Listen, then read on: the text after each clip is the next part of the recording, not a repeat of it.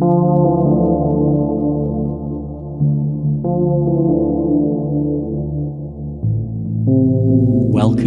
to Nature Therapy Online.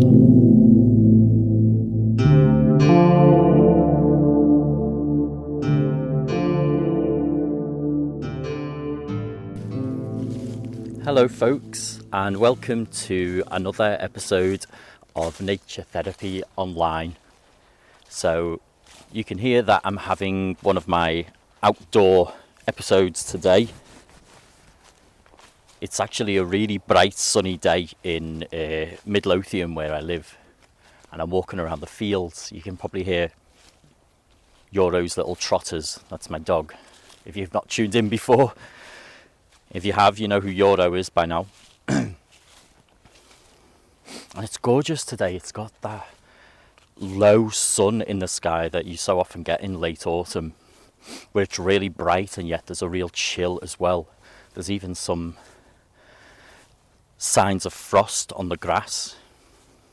It's such a lovely mixture, like the heat and the frozen water, the fresh grass all at the same time. The sky is just this amazing blue. Yes, Euro. The grass is very green and Euro's digging it all up. Can you hear that? What are you doing, Euro? Yes, you should be ashamed of yourself while I'm recording a podcast. Not really. Come on. He looked genuinely ashamed then when I said that, poor thing. Now he's off again. But yeah, the sky is that kind of pale blue. Not a single cloud up there. I would tell a lie, there's a kind of submarine looking one over there, or more of a spaceship. But today, you probably notice I'm in a bit more of a chatty sort of place than some of the more calmer episodes that I record, and that's because while I'm talking to you, I wanted to talking about nature, chatting about nature. I want to talk about talking and reflect on that a little bit. You hear those birds? Very sweet.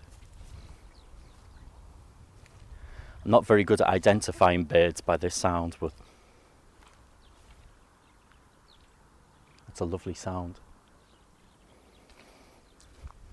So where was I? Talking about nature. That's where I was. You're probably thinking, what is he going on about today? And I suppose I wanted to reflect a little bit on some groups that I've been doing, and to almost think out loud about what is ecotherapy and what counts as ecotherapy, and if conversation about nature is a form of ecotherapy in and of itself. You know, I think often in my mind, some of the most powerful experiences are in nature are silent times in nature, when we really pay attention to our senses and take in the sights and the sounds and almost lose ourselves in it and come away from our minds a little bit. But I suppose I've also realised recently that, you know, sometimes it's not always that easy to empty our heads, if you like, and to tune in directly. And I wonder how that could possibly be alienating for some people. You know, I mean, this time 5 years ago, I didn't even meditate, and, you know, I didn't have a strong connection with nature at all. You know, this is something that I loved as a child, and then as an adult it came exploding back into my life like 4 years ago. And I guess before then I might have found it really, really hard, because my mind just never stopped turning, or that's how it felt at least. It never stopped fixating on things and moving around and judging and analysing and doing all of this stuff. So I've been running this year quite a few different kinds of ecotherapy groups. As some of you know, I do work online, but I also work locally here in Scotland as well with people. And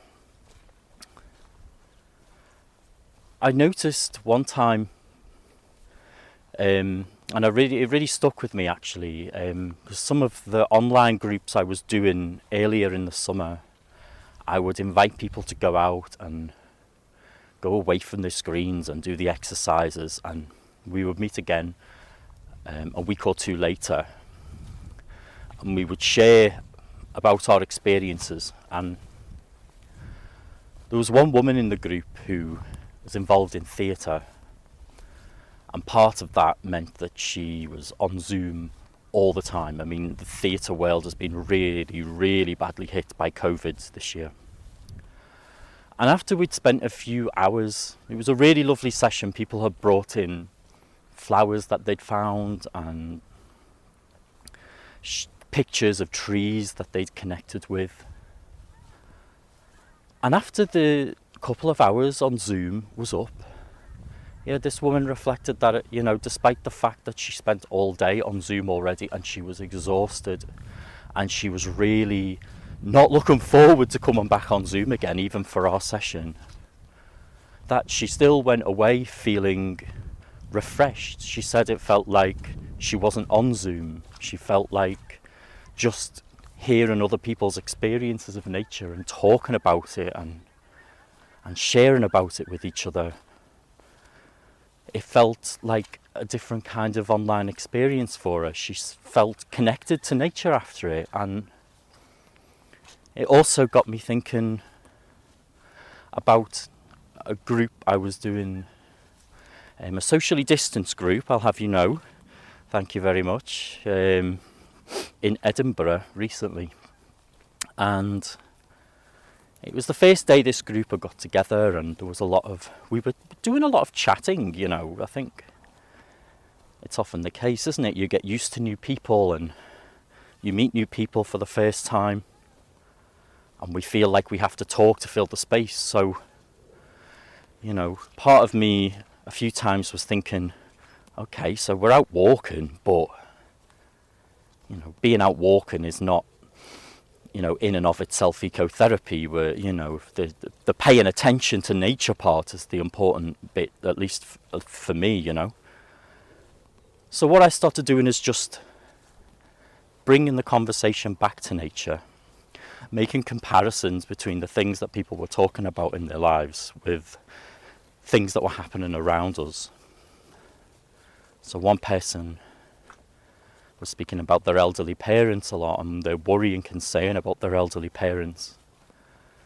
And they also kept on noticing, on invitation, the only things they seemed to notice out in nature were old things, like the really old tree, and wondering how old it was. And just making that connection seemed quite interesting for that person, How does what's happening in our lives be reflected here? But I mean, that probably makes the session sound a bit deeper than it was, because really a lot of the time people were just walking around and looking at things and talking, and there wasn't really so much silent reflection time.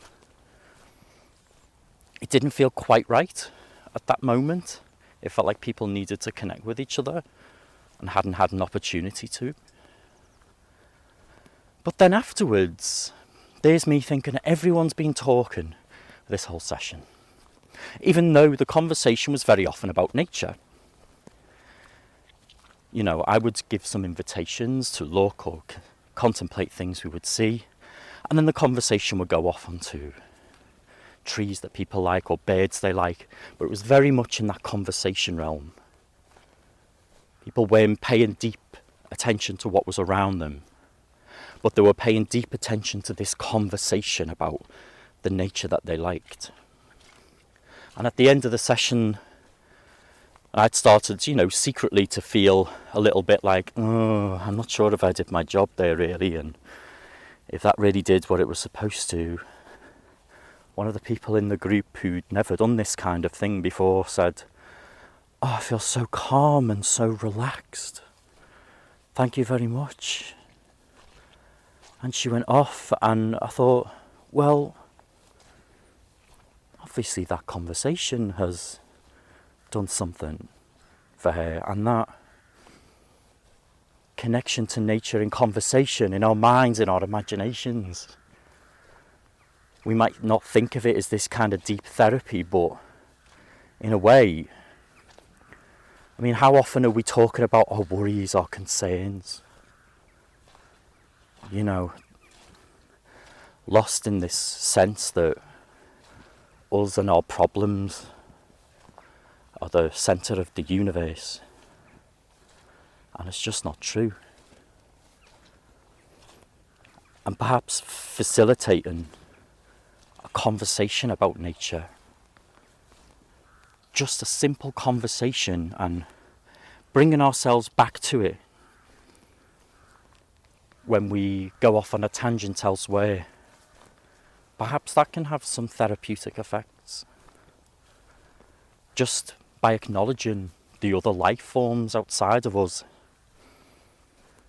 even if at times we find it hard to connect directly, to get into that kind of quiet state that so often brings a profound, I think, connection with nature. But maybe our connections to nature don't always have to be big and profound. And maybe that very idea that it has to be this huge, big, profound experience can be something that puts us off engaging, or make us think that, maybe we can't do it, or our minds are too busy to do it, or maybe we need to be the spiritual type or have some kind of practice, and we don't. Perhaps sitting with your friend on a rainy day with a cup of coffee and just talking about places you used to visit in nature and bringing the conversation back to that topic. Perhaps that's a form of therapy in itself.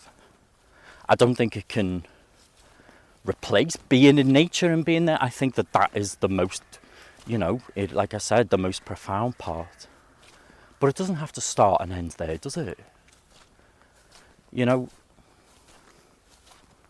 My invitation to you for this week is to try that really simple thing when you're with people, whether it's, friends, family, your partner, the old lady who lives down the street, That's if, you're not in some kind of lockdown at the moment. Whoever you're meeting on Zoom or Google Meet or Skype for a chat, whatever's happening there. Maybe just bring in invitations to chat about nature. By the way, have you ever been to that park before? Oh, did you see the moon the other night? Do you have any squirrels round by you, by the way? And people might think, why are you bringing that in? And you can say, oh no, it's just, I noticed some squirrels recently and, I wondered if you had any. And see what happens, because very often it's really easy to talk about nature, actually. It's something that we all have in common. And we can often feel good afterwards. So it's a really simple thing, but I think it nurtures our deeper respect for nature. I want you to try that. See how you get on. I'm also curious about your thoughts about, simple nature chat. Do you think that it has therapeutic effects or not? I'm just sharing thoughts, I don't know. Curious.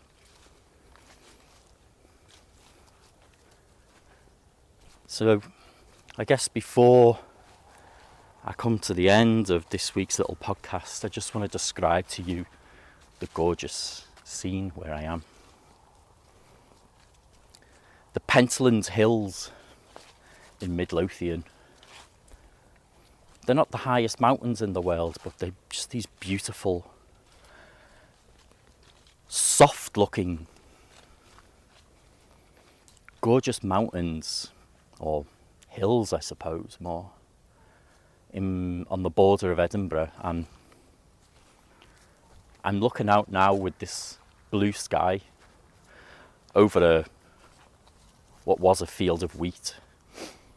It's all been harvested now. And these Lumen Hills look really dark today. And behind me, you might be able to hear the crows. They may be a bit distant. Can you hear? That's Yoro chewing grass. He's like a small cow. They're not so loud at the moment, but this is like a little crow wood. Just wanted to share with you what I can see. I mean, we're right up in the hills here, and I can see over to the city of Edinburgh. I can see Arthur's Seat, as it's called, which is the highest hill in the city of Edinburgh. I can see the Firth of Forth, the North Sea. What was called the Kingdom of Fife, further over there. Scotland is just a gorgeous, beautiful place, and I feel so lucky to live here.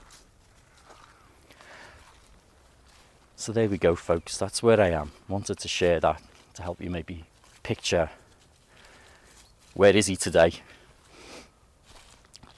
It's nice to know when you hear someone's footsteps what it might look like where they are. And before I go, I just want to say a little thank you to Charlie in Ireland and Anthony from Morecambe in England, and Sue also. I'm not sure where Sue lives. USA, I think, but I'm not sure, who've been making some nice comments and posts and sending me nice messages. I really, really appreciate it when people get in touch and let me know that they're enjoying this podcast. Honestly, folks, it really means a lot to me, and it's really nice to know when you're doing something DIY style that it's reaching people and helping people. It really encourages me to do it. And before I go, you know what happens now, don't you? You know I like to make a little plug. And that's what I'm doing today. I'm going to plug something new. So, some of you might be familiar with the website Patreon. That's Patreon, patreon.com. And I've opened a Patreon account, and how it works is basically, folks, I would like to do this podcast long term and into the future, but I'm also becoming really busy with all kinds of ecotherapy stuff at the moment, and I would like this to be one of my sources of income so I can work as an ecotherapist. So what I'm asking for is little donations, monthly donations from any of you who really appreciate doing the show, that I can help make it part of my regular work, essentially. And if you do sign up, there's different sign-ups on the site. You can get different rewards. One of the main rewards is just knowing that you're keeping the podcast going, I'll be honest. But I also do nature-based tarot readings. They'll be sent to you in the post, to your home. For some of the higher donations, I'm starting a community chat event every month, building a little nature chat community, which is timely. That's what gave me the idea for this show, and all kinds of other stuff. So please go to patreon.com/nature therapy online. But if you can't afford to donate anything, I know how rough things are at the moment. Please don't worry. I'm just so glad that you enjoyed the show. If you enjoyed the show, that was a bit presumptuous, wasn't it? You know, and if you do, please get in touch and let me know. I really appreciate it. So I hope you're doing well wherever you are, whatever's going on. Enjoy nature. And if you're struggling to enjoy nature, then try to have a little chat about nature. Thank you very much, folks. You take care. Bye-bye.